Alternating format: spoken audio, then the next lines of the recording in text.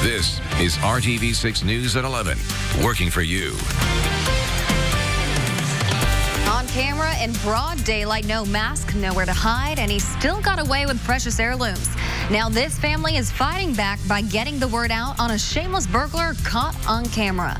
Good evening, I'm Amanda Stern. RTV6 spotted this video online and reached out to try to help. Now an Indianapolis man wants you to keep your eyes open for this guy. Dr. Chandan Sen found his home ransacked earlier this week, and when he checked his security cameras, he saw this man leaving with his possessions. He's sharing the video only with RTV6 reporter Graham Hunter because he does not want this to happen to anyone else. It happened in broad daylight. You can see the man approach the home and linger on the front porch. The homeowner tells me that even though people clearly saw him standing there and he was caught on camera, he doesn't seem to care.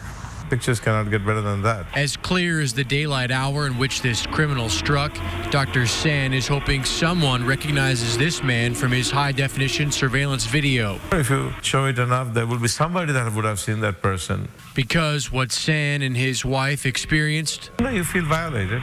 can't happen again. I went upstairs to the bedroom area. All the furnitures and everything were on the floor. Things were broken. The criminal made off with thousands of dollars in cash and jewelry, plus priceless heirlooms. There's some ancestral jewelries that passes on generation to generation. But before he got inside, the crook made sure it was all clear while waiting outside. He presses the bell a few times. Two people even walk by and look at him as he's standing on the porch. He then tries to peep through the glass and see if there's somebody in. Undeterred, he eventually gets in. San says he took his time, not leaving for more than 30 minutes before finally heading out with a pillowcase and laundry bag full of San's things. He closes the door behind him and just leaves like nothing to worry. San knows it could have been worse. I'm so glad nobody walked into the house at the time, because there would be a struggle and there is no guarantee that it would not be a serious one. And wants this burglarizing bad guy off the streets. It is not about what is lost. It is about such people must be subdued. If you have any idea who the man in that video is, be sure to call police. Working for you from downtown Indianapolis, Graham Hunter, RTV6. Graham, thanks. And if there is an issue in your neighborhood and you need help getting the word out or getting problems solved, connect with us. Send us a message at workingforyou@rtv6.com.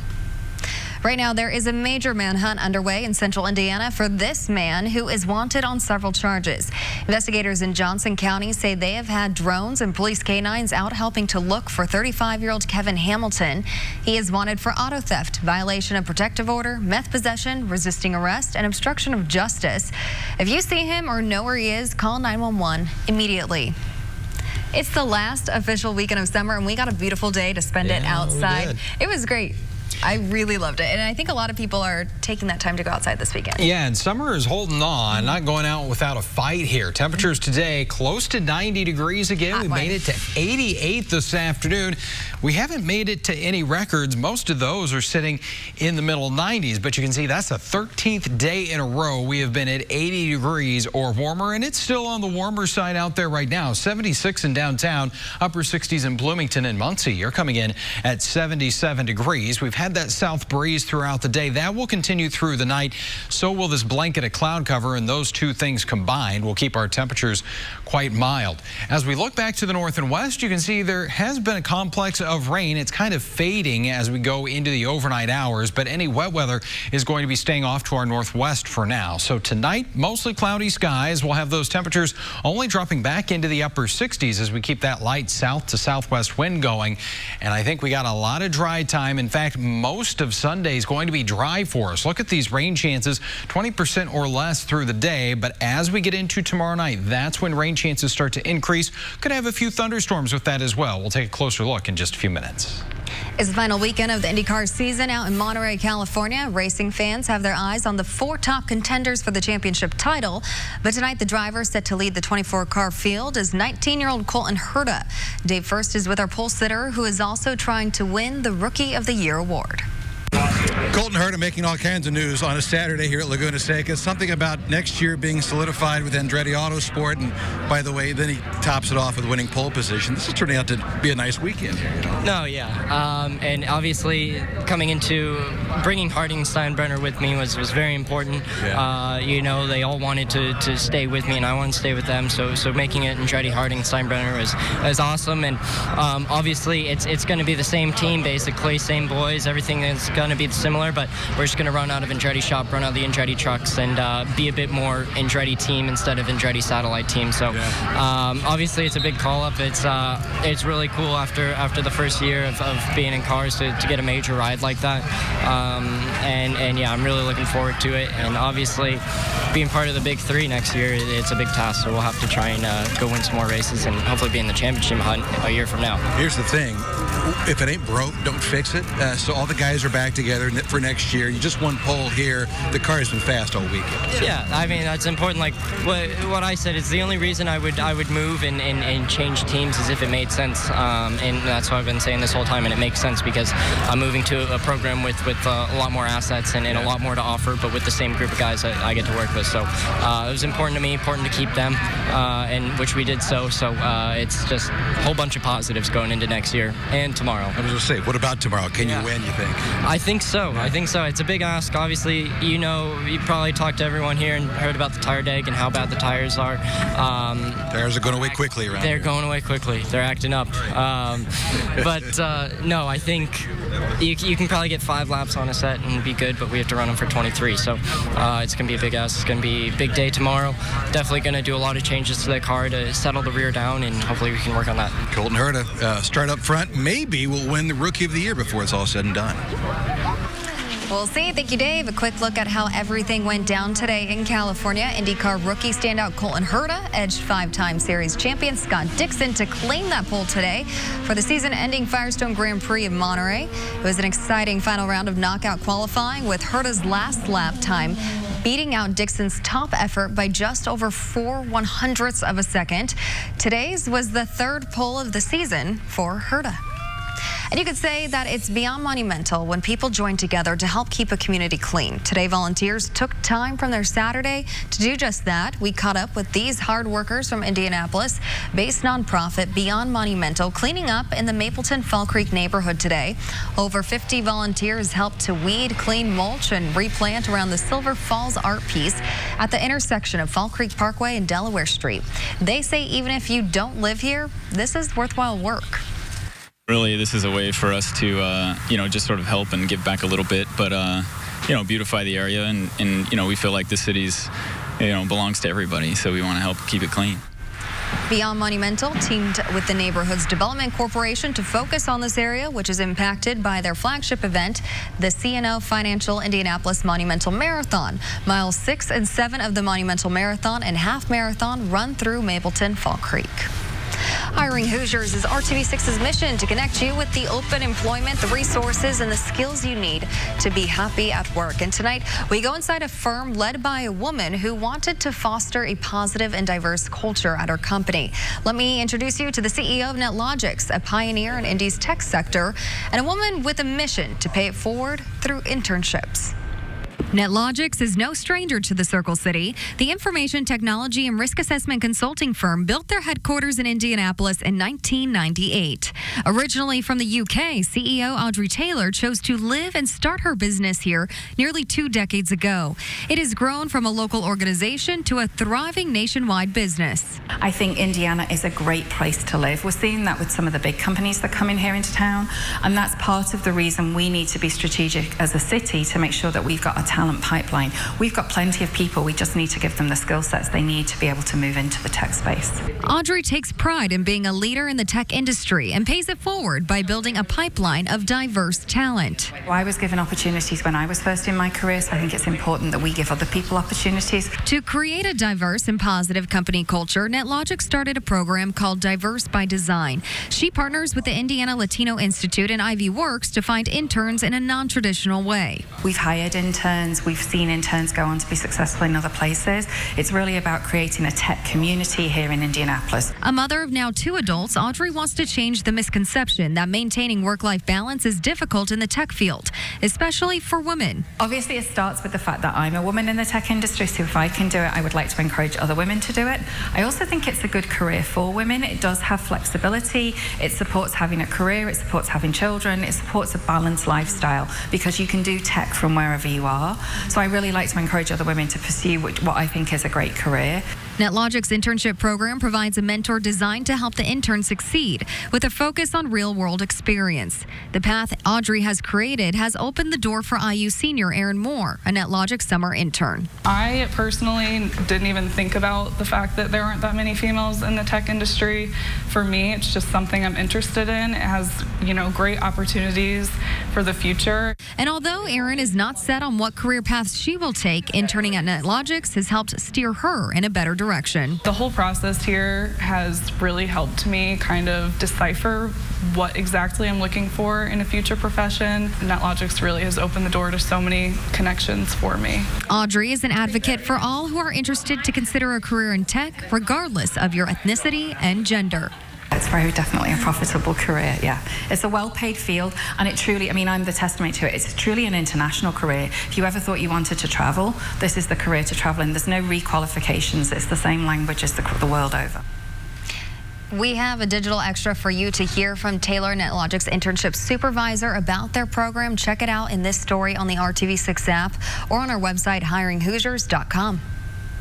It has been 1 year since Hurricane Florence caused extensive damage in the Carolinas. Coming up, how the natural disaster is still creating a struggling environment for one very important industry. And a break in the 80-degree heat is coming our way, but it's going to be pretty brief here. We'll talk about when the summer heat will make a quick return. You're watching RTV6. Hurry in for a great deal. This is RTV6 News at 11, working for you. A bad rollover crash killed a driver on the south side of the city today. It happened just before 8 a.m. on the US 31 South ramp from I-465 east this morning. Indiana State Police investigators say when they arrived, they found a dump truck heavily damaged with the driver trapped inside and unresponsive. That driver, 65-year-old Ricky O'Neill of Indianapolis, died in that crash. Authorities believe a car was changing lanes when it hit the side of the dump truck and caused the truck to go off the road, hit a guardrail, and overturn. And one person is dead after a crash on I-70 this evening. Just before 7 p.m., investigators say a driver swerved into the path of another vehicle on westbound I-70 near Post Road. That driver died in the crash that followed, and state police say they were not wearing a seatbelt. We are not sharing video of the crash until the families of the victims are notified. President Trump is approving deployment of troops to protect Saudi oil facilities as that country contemplates its next steps. Here's our Julia McFarlane with the latest. Saudi Arabia is ready to take action against Iran if it determines Iran was to blame for last weekend's attack on Saudi oil plants. The foreign minister speaking at a press conference Saturday. We are awaiting the final results of the investigation with regards to the attack, and in particular where it originated from, so that we can build a response on that. President Trump approving the deployment of additional troops to the kingdom, along with air and missile defense systems to help safeguard the country's oil facilities. Saudi Arabia is one of the world's largest oil suppliers. The deployment following a request from the Saudis and the UAE for global support. Defense Secretary Mark Esper calling it a first step. The United States has a responsibility to protect our citizens and our interest in the region. The Iranians have denied involvement in the attack, accusing Saudi Arabia and the United States of deceit. So far, the U.S. has resisted taking direct action, preferring sanctions against the Iranians for a string of hostile acts, detaining tankers in the Gulf and shooting down a U.S. drone. The Pentagon described the deployment as modest and added the U.S. does not seek a war with Iran. Julia McFarlane, ABC News, London. Fishermen in one of the East Coast's most prominent fishing states say seafood quality is being compromised as an effect of 2018's Hurricane Florence. North Carolina's First Lady paid a visit to commercial fishermen on the coast this weekend. She saw the struggles many of them are facing as a result of Florence. They say the hurricane meant a lot of cutbacks and reinvestment, leading to the importing of shrimp from Taiwan and Vietnam.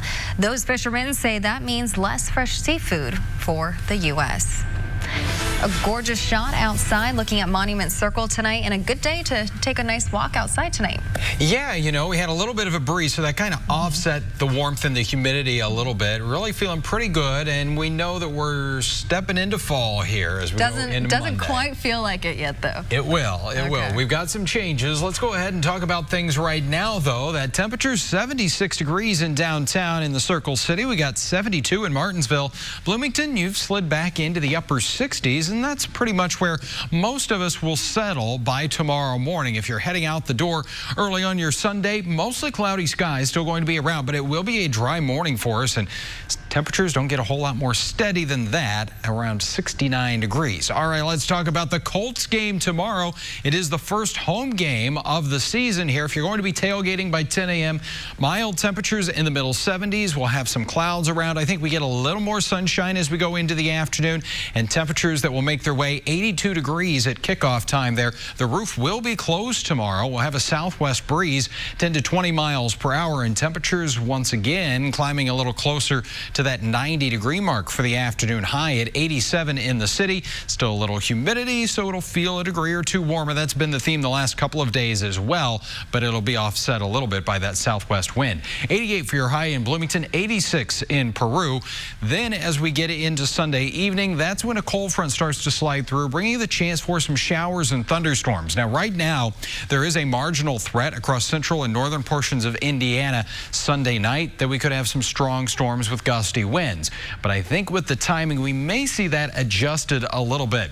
With the storms coming through mainly during the overnight, kind of running out of the instability. This is a look at TrueCast, 9:30 tomorrow night. So it's really going to be after sunset that we start to see some of those showers and storms moving in toward Lafayette, Monticello. But notice as it approaches the downtown area by midnight tomorrow night, in about 24 hours from now, it will continue to weaken, just bringing some rain with it, and then continues to kind of fall apart. So may not see a whole lot of rain over the eastern portions of the state. By 4 o'clock Monday morning, we've got some scattered showers left over, but those should pretty quickly exit the area. We certainly need some rainfall here across central Indiana, but this is what we're coming in with right now, generally less than a half an inch, and you can see the higher amounts northwest, and then that really tapers off to less than a tenth of an inch around Columbus and Richmond through Monday morning. After that, that's about the best chance of rain we're going to see for a while. On Monday, there are the changes. Temperatures not in the 80s, the 70s. That's where we should be for this time of year. 7-day planning forecast, and we've got a dry stretch of weather coming back at us here for much of the week ahead. Those highs in the 70s, but summer is not finished. We're back in the middle 80s Friday and Saturday. But I've been saying this, now we can officially have our pumpkin spice lattes. And not be judged as much. So. Yeah. That's something to look forward to. Right. Thank you, Kyle.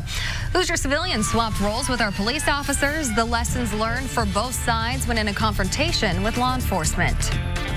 And saying goodbye to a legendary journalist as family and friends attend Cokie Roberts' funeral today.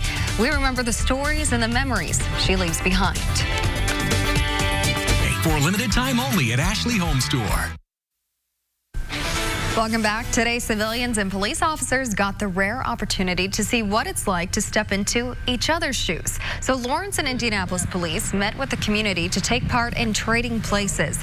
It's meant to give an increased mutual understanding of the dynamics of human interaction between you and law enforcement officers. People got to switch roles with those officers in mock situations like traffic stops or juvenile justice. Reset Center pastor and executive director Howard Harding says this is about both sides hitting the reset button and prejudices and perceptions. We're not being confrontational, but we're confronting the issue of police brutality, law enforcement being over-aggressive in some of the things that they do, but also holding the citizens accountable of understanding that this is the law. You have laws on your job. Anywhere you go, there's rules and regulations. It's no different when it comes to law enforcement. The interactive format of these demonstrations was truly amazing to watch, so much so we decided to post this full traffic stop trading places clip online. You can watch the whole thing right now on the IndyChannel.com and the RTV6 app. Today, family and friends gathered to honor legendary journalist Cokie Roberts, who died earlier this year from complications of breast cancer. Here's ABC's Ty Hernandez. Friends, family, politicians, and fellow journalists gathered Saturday to remember legendary journalist Cokie Roberts. We've been truly gratified and overwhelmed by the expressions of love and support we've received. She filled the hall, didn't she? Her family welcoming the public to the funeral mass at the Cathedral of St. Matthew the Apostle in Washington. We know that Cokie believed in God's word. She accepted it and fashioned her life around that word. House Speaker Nancy Pelosi, a longtime friend, calling Roberts a national treasure. Many honors are afforded to members of Congress, especially to the Speaker, but nothing surpasses the honor of paying tribute to Cokie's memory.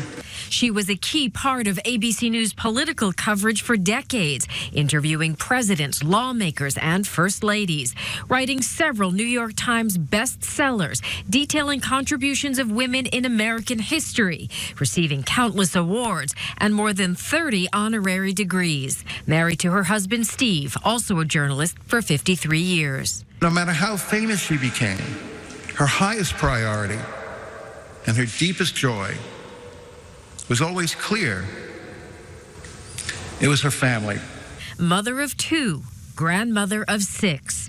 Cokie Roberts passed away Tuesday from complications of breast cancer. She was 75. Ty Hernandez, ABC News, New York. And here at RTV6, myself, along with many of my colleagues, have had the opportunity to speak with Cokie on a wide range of topics. She was always open to new conversations and approached with a genuine interest and warmth. She will continue to inspire all of us. Well, you may not be an artist, but your dog could be. Check out what brought out furry friends and their owners alike to create their own Picasso, all for a good cause. And right now, you are looking at the skyline toward the northwest from our RTV6 tower camera. We will be right back. This is the news at 11 on RTV6. People, Huntington, welcome.